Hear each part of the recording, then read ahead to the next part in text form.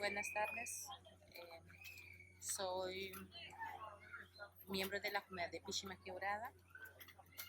Del resguardo, pues actualmente nosotros pues nos encontramos desplazados aquí en el litoral del San Juan, del Chocó. Nosotros nos desplazamos fue por el conflicto armado.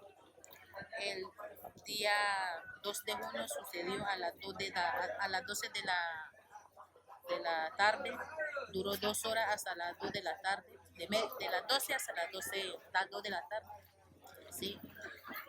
Cuando en un momento nosotros escuchamos unos tiroteos, pues y eso, como somos pobres, pues algunos estaban en su finca, ¿sí? Y digamos, algunos estaban en la casa, algunos estaban lavando ropa en el río.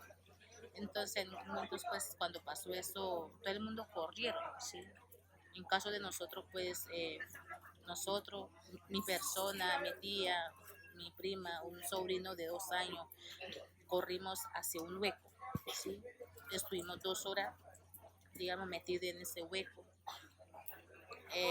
Lloraba sin saber si los niños cómo estaban, si estaban bien o si estaban ya fallecidos, cómo están la familia, ¿sí?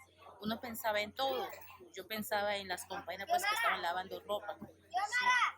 Y toda esa situación que uno vivió, sentir el calor de esa bomba cuando lo explotaron, digamos, la pipa de gas, dicen la segunda.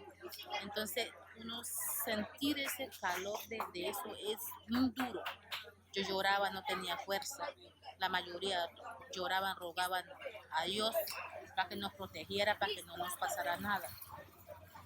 A la rato todo quedó silencio, nada nos salía de su casa. Esa noche también amanecimos todos engrupados, ¿sí?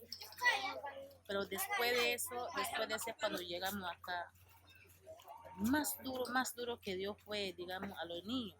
Los niños psicológicamente quedaron traumatizados porque soñaban, levantaban gritando, ¿sí? Entonces, y tanto un adulto lo mismo, hasta ahora llevamos 2 meses y todavía uno sueña así, ¿sí? Entonces es muy difícil vivir esta situación. Y en cuanto a la alimentación, así mismo uno pasa acá, ¿sí? Uno allá, uno no importa si uno no tiene una libra de arroz, uno se complementa con su banano, con su papachina, con su yuca, con lo que uno siembra allá, ¿sí?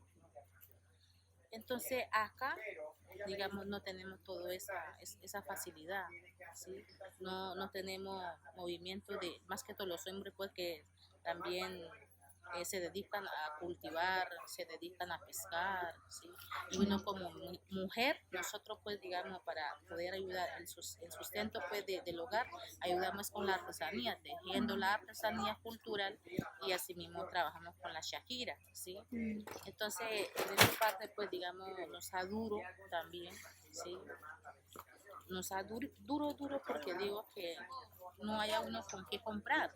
Porque uno acá todo es con plata, no hay con qué comprar su plátano cuando pasa, no hay con qué comprar su papa, todo esto. Entonces es muy duro por acá. Por muchas cosas, entonces ese acuerdo de paz que está escrito es como, como así, por sí nomás lo tienen, porque sabemos que nunca no van a cumplir. Y sabemos, así digamos, para la víctima que está ahí escrita, tampoco no van a cumplir. No cumplen, mejor dicho, porque sabemos que hay pueblos indígenas, tanto afros, tanto campesinos, que han retornado, han luchado y no han cumplido, ¿sí?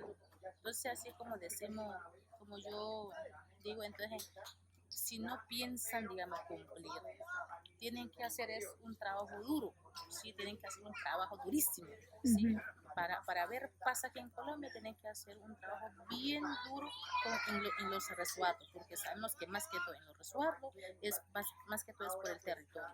Por el territorio, en los resguardos indígenas no quieren acabar. Eso es. Y muchas gracias.